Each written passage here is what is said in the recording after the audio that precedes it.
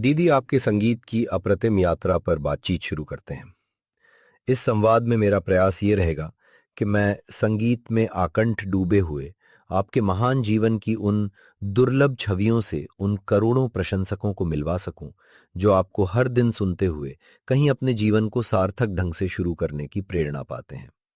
आप अगर तैयार हों, तो मैं ऐसे असंख्य शुभचिंतकों, आपके संगीत के प्रति दीवानगी की हद तक समर्पित श्रोताओं और फिल्म संगीत के प्रति आदर का भाव रखने वाले तमाम देशवासियों की ओर से प्रणाम करते हुए आपसे प्रश्न पूछना चाहूंगा। जी जरूर। आपका बेहद शुक्रिया कि आपका ऐसा कुछ करने का मन है। आप पूछिए, मैं आपके प्रश्नों का जवाब देने के लिए तैयार हूँ। मैं कोशिश करूंगी कि जो कुछ भी मैंने संगीत में रहते हुए जाना है, उसे आपको बता सकूं। आपके माध्यम से ही मैं अपने करोड़ों प्रशंसकों का आभार व्यक्त करती हूँ, जिन्होंने मुझे इतना प्रेम और सम्मान दे रखा है। मुझे तो ये भी लगता है कि जितना प्रेम मुझे मिला है, शायद गाकर उतना आभार मैं अपने प्रशंसकों के प्रति जता नहीं पाई हूँ। आपके पिताजी पंडित दीनानाथ मंगेशकर की वे कौन सी स्मृतियां हैं जो आज भी आपके स्मरण में जीवित हैं, जिनको याद करना आपको सुख से भरता है? कई बातें हैं। जैसे हम लोग बचपन में जब बहुत शरारत करते थे, तब पिताजी सबको बुलाकर अपने सामने खड़ा करते थे। वे बस हमको गंभीरता से देखते थे और इतने में ही हमारा रोना शुरू हो जाता था। मतलब वे कुछ कहते नहीं थे, ना ही किसी बात पर डांट पड़ती थी, मगर हम सभी समझ जाते थे कि हमको बुलाया किस लिए गया है। पिताजी उस समय पूछते थे, समझ गए ना? इस पर हम लोग कहते थे, हाँ, हम लोग समझ गए। इसके बाद वे कहते थे कि अच्छा, अब जाओ, बाहर जाकर खेलो। इस तरह हमारे पिताजी का गुस्सा था, जो बिना कुछ कहे ही हम भाई बहनों को डरा देता था। मेरे पिताजी कमाल के आदमी थे, जिन्हें मैंने हमेशा अपने काम और संगीत में डूबा हुआ ही देखा। उनकी ड्रामा कंपनी के नाटक रात 9 बजे शुरू होते थे और देर रात 2 से 3 बजे तक जाकर समाप्त होते थे। इतनी देर एक नाटक में समय इसलिए लगता था, एक नाटक के 5 अंक होते थे।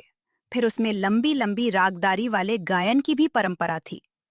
एक बार पिताजी जब गाना शुरू करते थे, तो खूब सीटियां, तालियां और वंस मोर मिलता था। बाबा माइक पर थोड़ी तेज आवाज में गाते थे, जो सुनने पर बहुत अच्छा लगता था। मेरे पिताजी की एक बड़ी विशेषता यह भी थी कि वे एक राग को गाते हुए उसमें सुर बदलकर भी अपना गायन करते थे। मतलब एक राग गाते समय किसी भी सुर को सा बनाकर इस तरह राग को बदल देते थे कि वह कुछ नया हो जाता था, और फिर उसी समय नए राग में गाते हुए दोबारा से पहले राग और उसके सुर में वापस लौट आते थे। उस समय म्यूजिकल ड्रामा का बहुत चलन था। हमारे यहाँ कभी भी बिना म्यूजिक के कोई ड्रामा हुआ ही नहीं। एक नई बात मेरे पिताजी के नाटकों में यह भी थी कि वे पहली बार मराठी रंगमंच में कर्नाटक और पंजाब का संगीत लेकर आए। मतलब उन्होंने बाकायदा कर्नाटक जाकर वहां का कुछ गीत और संगीत सीखा था, जिसे अपने नाटकों में डाला। मुझे यह भी याद है कि जिस दिन कोई ड्रामा नहीं होता था, उस दिन घर में संगीत की सभा होती थी और बहुत सारे लोग हमारे घर आते थे। फिर वे उसमें नाटक का कोई गीत नहीं गाते थे, बल्कि उस दिन सिर्फ शास्त्रीय संगीत होता था। मेरे पिताजी के गाए हुए शास्त्रीय संगीत के कई रिकॉर्ड एचएमवी से रिलीज हुए हैं, और जहां तक मुझे याद पड़ता है कि एक रिकॉर्ड उन्होंने राग जय जयवंती का भी बनाया था, जिसे मेगाफोन कंपनी ने बाजार में उतारा।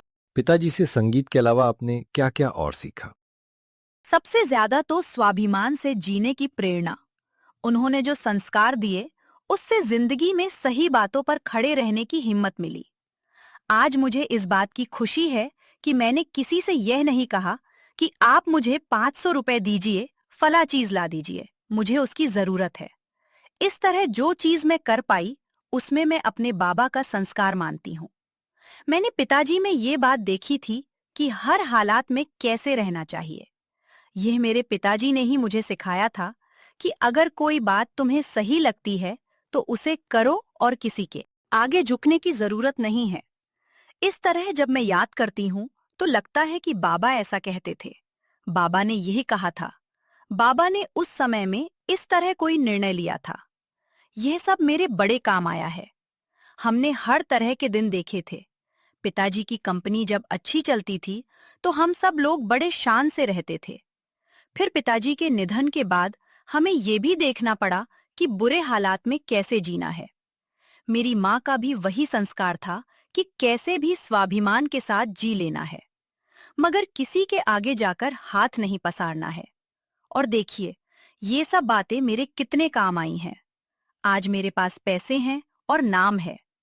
हम आज जहाँ रहते हैं वो भले ही इतना छोटा सा घर है, पर उसमें हम लोग बहुत खुश हैं।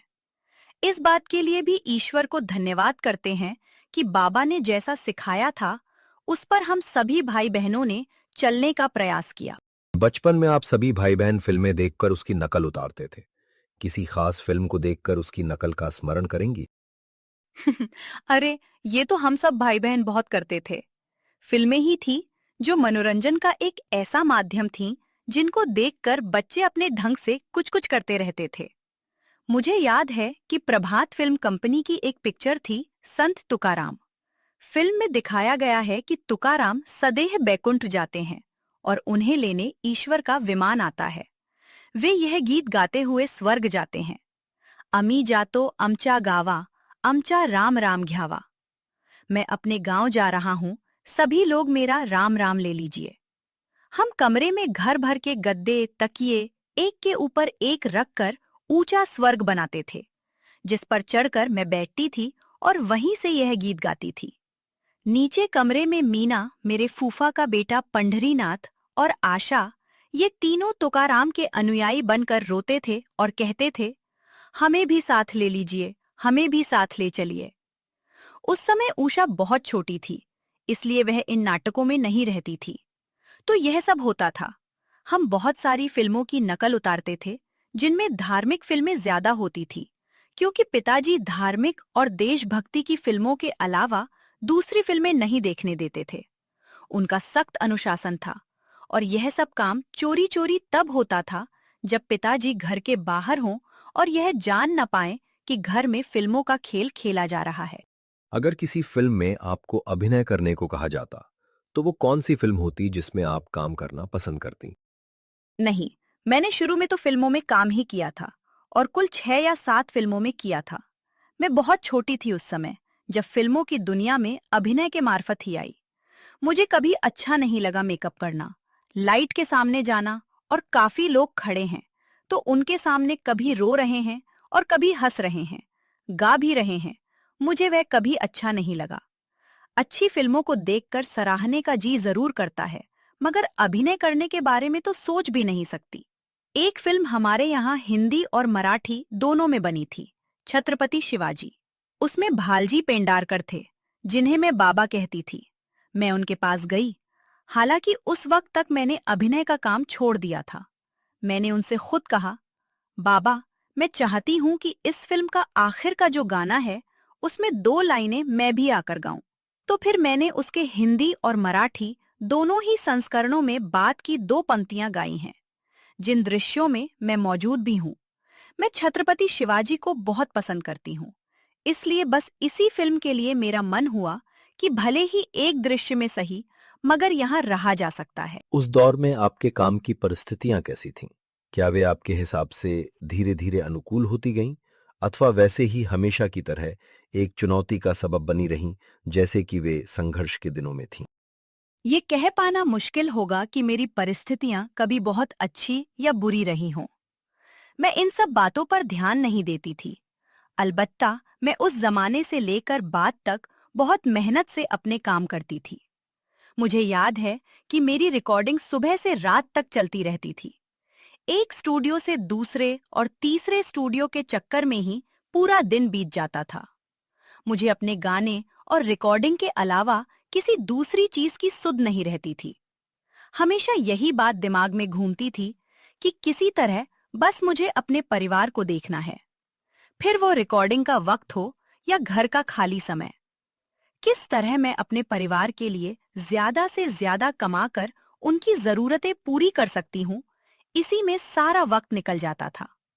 आप मेरी परिस्थितियों के बारे में पूछ रहे हैं, तो सच बात तो यही है कि मुझे रिकॉर्डिंग से या उसकी तकलीफों से इतना फर्क नहीं पड़ता था, जितना इस बात से कि आने वाले कल में मेरे कितने गीत रिकॉर्ड होने हैं। फला फिल्म के खत्म होने के साथ मुझे नए कॉन्ट्रैक्ट की दूसरी नई फिल्मों के गाने कब रिकॉर्ड करने हैं। बचपन का कोई ऐसा सपना जिसे पूरा करने की हसरत मन में बहुत दिनों तक पलती रही हो? ऐसा कोई सपना तो खास नहीं है, मगर आपको बचपन की एक बात बताती हूँ। मेरे पिताजी उस समय जीवित थे और जब वे अपने कार्यक्रमों के लिए तैयार होते थे तो उनको जितने मेडल मिले थे वे अपने कपड़ों पर सीने के बाईं तरफ लगाते थे। वह जमाना ऐसा था जिसमें यह प्रचलन रहा कि कलाकार लोग अपने प्रदर्शनों में मिले हुए मेडल पहनकर ही बैठते थे। मुझे जगह तो याद नहीं है, मगर यह ठीक से याद है कि पिताजी के अलावा बाहर के किसी कलाकार को जो सबसे पहले मैंने गाते हुए सुना है वह पंडित कुमार गंधर्व थे। कुमार गंधर्व जी जब काली शेरवानी पहनकर और अपने ढेर सारे मेडल लगाकर गाने के लिए बैठे तो वह बात मुझे बहुत पसंद आई। मुझे तब हमेशा यह लगता था कि जब मैं बड़ी हो जाऊंगी तब मुझे भी ऐसे ही मेडल मिलेंगे जिसे लगाकर किसी कार्यक्रम में जाऊंगी। अगर हम समय के चक्र को घुमाकर सन 1949-50 में ले जाएं, तो आपके फिल्मों से संबंधित सांगीतिक जीवन की शुरुआत में खेमचंद प्रकाश, शंकर जयकिशन, हुस्नलाल भगत राम जैसे म्यूजिक डायरेक्टर आते हैं और आपको एक मजबूत जमीन बनाने के लिए आएगा आने वाला, हवा में उड़ता जाए मोरा लाल दुपट्टा मलमल का और चले जाना नहीं नैन मिला के जैसे गाने मिलते हैं। इससे एक नए युग का सूत्रपात होता है जो कहीं आपके कद को बड़ा बनाने में मददगार रहता है। मैं ये जानना चाहता हूं कि यदि उस जमाने में A R रहमान आए होते, जतिन ललित आए होते, शंकर एहसान लॉय होते, तो ये सारे गाने कैसे बनते? उस समय आएगा आने वाला की आमद कैसी होती? बड़ा मजेदार प्रश्न है आपका। कहना मुश्किल है इस पर क्या बोलूं। समझ में नहीं आ रहा है कि वाकई अगर ऐसा हुआ होता तो ये गाने कैसे बनते। ये विचार और कल्पना तो सुनने में अच्छी लगती है, पर मैं पूरी तरह इसका आकलन नहीं कर सकती कि आएगा आने वाला को A R रहमान ने बनाया होता या हवा में उड़ता जाए को जतिन ललित ने, तो कैसा प्रभाव पैदा होता। मगर मैं इतना जरूर जानती हूँ कि कुछ बहुत बढ़िया होता या बिल्कुल दूसरे अंदाज में सामने आता जिसकी शायद धुनें और तर्ज भी अलग होते। मैं आपसे प्रश्न करती हूँ कि जो मेरे गाने रहमान ने बनाए या जतिन ललित के लिए मैंने मेरे ख्वाबों में जो आए दिलवाले दुल्हनिया ले जाएंगे गाया है, उसे श्याम सुंदर जी, नौशाद साहब या अनिल विश्वास ने रचा होता तो आपके लिहाज से वो किस तरह बनता। ये वाकई बहुत रोचक और सोचने वाली बात है कि समय के हेर फेर से हमारे गीतों का स्वभाव कैसा होता। इतना जरूर मैं कहना चाहूंगी कि पुराने समयों में जब मैंने महल, बड़ी बहन, बरसात, तराना, बाजार और संद दिल जैसी फिल्मों के लिए पार्श्व गायन किया था, उस समय तकनीकी रूप से सिनेमा में बहुत तरक्की नहीं हुई थी।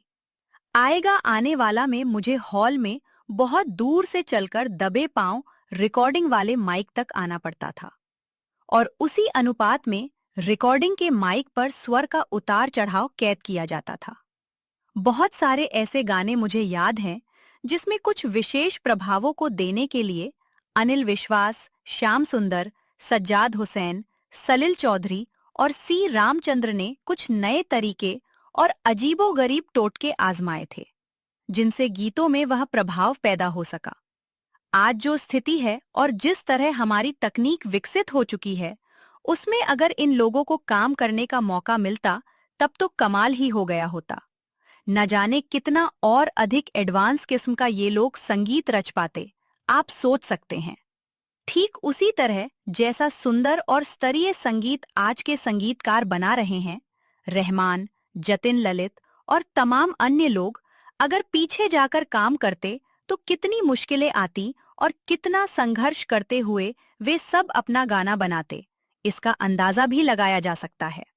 मेरे लिए भी यह कम चुनौती की बात नहीं कि मैं अनिल विश्वास की धुनों जैसा काम रहमान के साथ कर रही होती और उसी तरह इन नए लोगों की धुनों पर नौशाद साहब के लिए रिकॉर्ड करती, तो कैसा होता। इसी समय विषय परिवर्तन करते हुए आपसे कुछ व्यक्तिगत सवाल पूछने का मन हो रहा है। इस संदर्भ में आपके व्यक्तित्व को देखते हुए ये बात दिमाग में आती है कि आपने रंगों से हमेशा परहेज किया है, विशेषकर अपने पहनावे में भी इस बात का ध्यान कि कहीं से भी रंगों की कोई भी दर्शना अभिव्यक्त ना हो सके। आपकी सफेद रंग की साड़ियों पर मौजूद रंगीन धारियां गुलबूटों और पल्लों का रंग छोड़कर कहीं भी रंग से दोस्ताना निभाता नहीं दिखता। ऐसे में एक ख्याल मन में आता है कि आप रंगों का त्योहार होली कैसे मनाती होंगी। होली को लेकर कोई संस्मरण या व्यक्तिगत रुचि की कोई बात जो आप यहां साझा करना चाहें। हम होली खेलते थे। ये बहुत पहले की बात है, जब मेरे पिताजी जीवित थे। आजकल तो मैंने होली खेलना ही बंद कर दिया है। पहले सारा दिन रंग खेलना और भीगना और बाद में जाकर देर शाम तक नहाना, अब ये सब सालों से अच्छा नहीं लगता है। ये जो होली पूरे देश में प्रचलित है, हम उसे होली की तरह नहीं मनाते थे। मेरा मतलब ये है कि होली के एक दिन पहले जब होली जलाते हैं और उस समय होलिका की पूजा होती है, उसमें जो प्रसाद चढ़ाया जाता है, उन तमाम तरह की मिठाइयों को होलिका में डालते हैं। नारियल भी होलिका में आखिरी में जलाया जाता है, जिसे जल जाने के बाद आग से निकालकर उसे तोड़कर प्रसाद लेते हैं। वह जो राख बनती है, उसे उठाकर दूसरे दिन एक दूसरे पर डालते हैं। इसे हम लोग गुड़वर कहते हैं। होली के बाद 5वें दिन रंग पंचमी आती है। उस दिन मेरी माँ और पिताजी हम सब भाई बहनों पर केसर घोलकर थोड़ा छिड़कते थे। माँ घर में कुछ मीठा बनाती थी, जो भगवान को चढ़ाकर हमें प्रसाद में खाने को मिलता था। हम सभी की अलग अलग आरतियां भी माँ उतारती थी, और इस तरह हमारे घर में बचपन में होली का त्योहार मनता था। ये होली जो आजकल प्रचलित है, इसका कोई प्रभाव हमारे घर में नहीं था। हमारे यहाँ दशहरा और दिवाली का ज्यादा महत्व था। नवरात्रि भी बहुत धूमधाम के साथ हम लोगों के यहाँ मनती है। नवरात्रि के पहले दिन हम गुड़ी पड़वा मनाते हैं, जिसका विशेष महत्व है। इसमें हम घर में बाहर गुड़ी बांधते हैं और कलश स्थापना करते हैं। सूर्योदय के समय ही गुड़ी पर बताशों की माला या हार बनाकर चढ़ाई जाती है, जिसे सूर्यास्त होने तक उतार लिया जाता है और प्रसाद के रूप में घर के सभी सदस्य उसे लेते हैं। यह एक बहुत महत्वपूर्ण आयोजन है हमारी तरफ, और ऐसी मान्यता है कि भगवान राम 14 वर्ष बाद जब अयोध्या लौटे थे, तो हर घर में ऐसे ही बताशों की लड़ी सजाकर गुड़ी बांधी गई थी। महाराष्ट्र में ऐसा ही कहा जाता है। पहले दिन गुड़ी बांधने के बाद 9 दिन तक उत्सव मनाया जाता है, जिसके अंत में नवमी पर राम जी के जन्म की तिथि रामनवमी आती है। तो ये त्योहार हम राम आगमन मानकर मनाते हैं, जबकि बाकी जगहों पर दुर्गा की आराधना में नवरात्र होता है। महाराष्ट्र में उस तरह नवरात्र नहीं मनता, जिस तरह गुजरात, उत्तर प्रदेश और राजस्थान में दुर्गा की आराधना में ये त्योहार मनाया जाता है। त्योहारों की ऐसी कोई खास बात जो आपके शुरुआती जीवन में परंपरा की तरह निभती रही हो और जिसे आपने बाद में भी पूरी आत्मीयता के साथ निभाना जारी रखा। ऐसी कोई खास बात मुझे याद नहीं आती। अलबत्ता इतना जरूर कहूंगी कि 50 का दशक रहा होगा, जब मैं फिल्म इंडस्ट्री में नई नई आई थी और मेरा काम कुछ चल निकलना शुरू हुआ था। उस दौरान मैंने कुछ सालों तक दिवाली के दिन अपने सीनियर म्यूजिक डायरेक्टर्स के यहाँ मिठाई लेकर जाने का चलन शुरू किया था। आप सुनकर हैरान होंगे कि मैं ऐन दिवाली के दिन तड़के 5 बजे ही नहा धोकर बहुत सारे संगीतकारों के घर मिठाई लेकर पहुंच जाती थी। एक बार बड़ा मजेदार वाकया हुआ कि मैं नौशाद साहब के घर सुबह करीब 5:30 बजे पहुंच गई, और जब कॉल बेल बजाया तो उनींदे से नौशाद साहब मुझे गेट पर खड़ा देखकर डर गए। वे डरकर पूछने लगे, लता बाई, सब खैरियत तो है? इतने सवेरे क्या मुसीबत आन पड़ी? मैंने उन्हें हंसकर कहा, कुछ नहीं नौशाद साहब, आज दिवाली है तो आपको बधाई देने और मिठाई पहुंचाने चली आई। इस पर वे बोले, अरे इतनी सुबह क्यों परेशान हुई?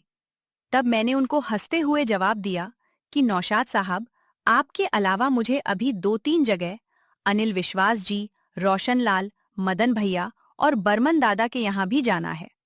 इस पर वे लाड़ से भरकर बोले, हाँ मैं बिल्कुल भूल गया, लेकिन पहले बैठो, चाय पियो और मुंह मीठा करो, फिर जाने देंगे। फिर बोले, लता, तुम हम सबको मिठाई बांट रही हो, लेकिन हम सारे संगीतकारों को मिलकर तो तुम्हें मिठाई खिलानी चाहिए, जो तुमने हमारी धुनों में इतनी मिठास घोली है। नौशाद साहब से मैंने यही इतना भर कहा कि आप आशीर्वाद दीजिए कि आगे भी जीवन में हर दिवाली के साथ मैं और मधुर से मधुर गीत गा सकूं। त्योहारों के संदर्भ में एक बात और ध्यान में आती है कि अधिकांश प्रदेशों में पर्वों व अनुष्ठानों से संदर्भित घर घर गीत गाए जाने का प्रचलन रहा है। उदाहरण के लिए होली के मौके पर फाग और धमार, बिहार में छठ पूजा पर छठ के गीत, जन्माष्टमी और रामनवमी में ईश्वर के जन्म के कारण सोहर और बढ़ावा आदि गाने का मामला। ये गीत ज्यादातर घर और मोहल्ले की स्त्रियां ही गाती हैं। गायन एक रिवाज की तरह कायम है। ऐसे रूप के संदर्भ में आपके देखे ऐसे कौन से अवसर आए? हमारे यहाँ होली और दिवाली पर तो इस तरह घरों में गीत नहीं होता। ये जरूर है कि विवाह के बाद जब नई बहू घर में आती है, तब एक पूजा होती है घरों में, जिसमें पास पड़ोस की बहुत सारी औरतें आती हैं। ये मंगला गौर कहलाता है। सारी औरतें बिल्कुल मुग्ध भाव से गीत गाती हैं और नाचती भी हैं। बिल्कुल ठेठ गवई अंदाज में ये मंगला गौर का उत्सव मनाया जाता था और हम सभी लोग उसमें खूब नाचते गाते थे। मुझे अच्छी तरह से याद है, जब मैं बहुत छोटी थी, तब घर परिवार या पड़ोस में किसी की भी शादी के बाद ये मंगला गौर मनाया जाता था और हम सभी लोग उसमें खूब नाचते गाते थे। उनमें स्त्रियां नौटंकी और तमाशा की तरह भी कुछ कुछ करती थीं। मतलब कोई कुछ भी रूप धरकर नाचता था। दीदी, कोरस में गाने वाली लड़कियों के साथ आपके कैसे रिश्ते रहे? क्या वे सब भी आप लोगों की गायकी में कोई सहयोग करती थीं, या उनका एक अलग ही विभाग होता था जो मुख्य पार्श्व गायक गायिकाओं से अलग रहता था? उस वक्त एक ऐसा ग्रुप था जो सब जगह जाता था। नौशाद साहब के यहाँ, मदन मोहन जी के यहाँ, शंकर जयकिशन, एस.डी. बर्मन, आर.डी. बर्मन, लक्ष्मीकांत प्यारेलाल, ये जितने भी लोग थे, सभी के यहाँ एक ही ग्रुप की लड़कियां थीं, जो कोरस में गाने जाती थी। इसलिए सबसे मेल मुलाकात भी गहरी पहचान में बदल गई थी। मेरा कोरस की लड़कियों के साथ बहुत अच्छा संबंध था। मतलब जितनी भी लड़कियां थीं, वो बिल्कुल मेरे घर जैसी थी। सबका ही घर में आना जाना होता था। मीना की शादी जब कोल्हापुर में हुई, तो कोरस की सारी लड़कियां और लड़के वहां आए थे और उन लोगों ने वहां खूब गाने गाए और डांस किया था। जहां तक मुझे याद पड़ता है, सन 1960 में जो ग्रुप कोरस गाने वालों का हमें मिला था, वह लगभग 80 तक वैसे ही चला है। 1980 के पास जाकर वह बदला गया। फिर उनमें कुछ लड़कियों ने गाना बंद कर दिया था और कुछ लोगों ने छोड़ दिया। फिर 80 के बाद तो यह भी हो गया था कि कोरस वालों का म्यूजिक पहले रिकॉर्ड हो जाता था। बाद में हम लोग जाकर अपने गाने गा आते थे। उससे पहले के दौर में पुरुष और स्त्री आवाजों के कोरस हम लोगों के गीतों के साथ ही रिकॉर्ड होते थे, भले ही वह गाना डुएट हो या फिर कोई सोलो सॉन्ग। अक्सर मुकेश भैया और मेरे गाने या किशोर कुमार और मेरे गानों में कोरस की लड़कियां साथ ही गाती थीं। उनमें से कुछ के नाम तो मुझे अभी भी याद हैं। कुछ एक लड़कियां बहुत सुरीला गाती थीं, जिनमें कविता, गांधारी, कल्याणी, सुमन और रेखा थीं। यह सब मुझे बड़ी भली और अच्छी लगती थीं। कविता और गांधारी बहनें थीं और दोनों साथ ही कोरस में गाती थीं। रेखा शादीशुदा बाल बच्चों वाली औरत थी, जो अच्छी तरीके से कोरस में साथ देती थी। कल्याणी की भी आवाज सुंदर थी। यह सब इतनी भली थीं कि जब रिकॉर्डिंग के लिए आती थीं, तो अक्सर वहां स्टूडियो में ज्यादा कुर्सियां नहीं होती थीं। वे सब बड़े मजे से जमीन पर बैठती थीं और अक्सर मैं भी रिकॉर्डिंग में आकर वहीं जमीन पर बैठकर उन सभी के साथ बातें करती थी। यह मैं उन कोरस गाने वाली लड़कियों की बात कर रही हूँ, जो बहुत शुरुआती दौर में लगभग 50 और 60 के दशक में संगीतकारों के यहाँ कोरस गाने के लिए जाती रही हैं। आजकल का मुझे कुछ मालूम नहीं है। अब कौन कौन से लोग हैं और उनका सिंगर्स के साथ में गाना रिकॉर्ड होता है या अलग से, यह मुझे मालूम नहीं है। मुझसे मिलने वाले जितने लड़के और लड़कियां थीं, उन सब ने बहुत बात तक संपर्क बनाया हुआ था। संगीत की प्राचीन परंपरा में बहुत सारी जनश्रुतियां और कहानियां संगीत को गरिमा और शिखर देने के संदर्भ में कही जाती रही हैं, या हम इस तरह कह सकते हैं कि परंपरा में व्याप्त रही हैं। मसलन स्वामी हरिदास और तानसेन के युग की बहुत सारी कथाओं में ये मान्यताएं भी प्रचलित रहीं कि तानसेन के दीपक राग गाने से दिए जल उठे, या कि उनकी पुत्रियों ताना रीरी के मेघ राग गाने से वर्षा होने लगी। इस तरह की अवधारणाओं पर आप किस तरह सोचती हैं? ये जिस जमाने की कथाएं हैं जिसमें हरिदास बाबा और तानसेन जैसे महान संगीतकारों के लिए ऐसा कहा गया, तो हो सकता है कि उनकी कला में कोई सच्चा सुर या आत्मा की आवाज लगी होगी, तो ऐसा कुछ घट गया होगा। ऐसा हम आदर में मान लेते हैं, परंतु ये निश्चित ही हुआ होगा। ये कम से कम मैं नहीं कह सकती, क्योंकि ऐसा मेरा कोई अनुभव नहीं है। हालांकि मैं ये मानती हूँ कि संगीत में वह असीम शक्ति है कि कुछ अप्रत्याशित वह जरूर रच देता है, जिसका अनुभव भी कई बार हमें हुआ है। कई बार अपने बाबा पंडित दीनानाथ मंगेशकर को सुनते हुए भी मैं कुछ अप्रत्याशित अनुभव करती थी। आपको एक वाकया बताती हूँ। मैं मुंबई में उस्ताद अली अकबर खां और पंडित रविशंकर का एक कॉन्सर्ट सुन रही थी। मैं श्रोताओं की पंक्ति में बिल्कुल आगे बैठी अली अकबर भाई का वादन सुन रही थी, और वे अत्यंत मंत्रमुग्ध किस्म का वादन कर रहे थे। तभी कुछ समय बीता होगा, मसलन 50-60 मिनट, कि ठन से उनके सरोद का एक तार टूटा और उन्हें बजाना बंद करना पड़ा। जब वे उठकर पीछे ग्रीन रूम में गए तो उनसे मिलने मैं भी वहां गई। मैंने बोला, आप बहुत सुंदर बजा रहे थे, काश कि यह तार ना टूटता और हम पूरी तरह राग को अंत तक सुन पाते। इस पर अली अकबर भाई ने एक बड़ी मार्मिक बात कही जो आज तक मुझे भूलती नहीं। वे बोले, बहन, जब बहुत सुर में तार लगता है तो टूट जाता है। उन्होंने अपने सुर को इतने पवित्र भाव से इतना डूब कर लगाया कि सरोद का तार टूट गया।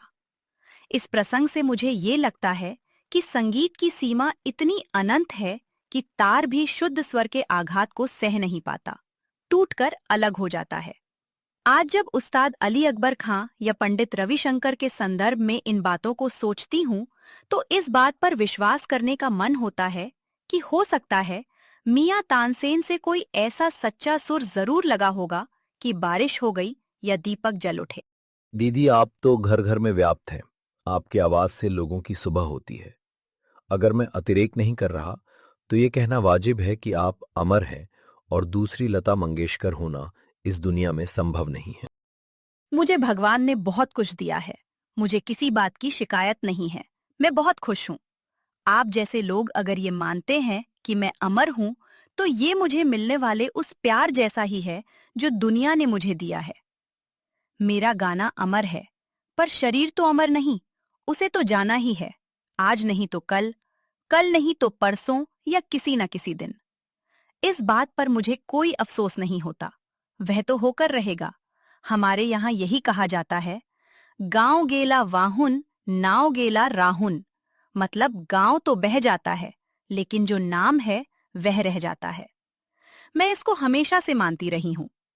एक बात की मुझे सबसे ज्यादा खुशी है कि मैंने अपने पिताजी का नाम थोड़ा ही सही मगर आगे बढ़ाया। आज मुझे लगता है कि हे प्रभु, तुमने जो भी दिया वह बहुत दिया, दूसरों से कहीं ज्यादा दिया। अपनी कृपा की छाया से जैसे मुझे छां दी है, वैसे ही हर एक कलाकार और नेक इंसानों के ऊपर भी रखना, यही प्रार्थना है।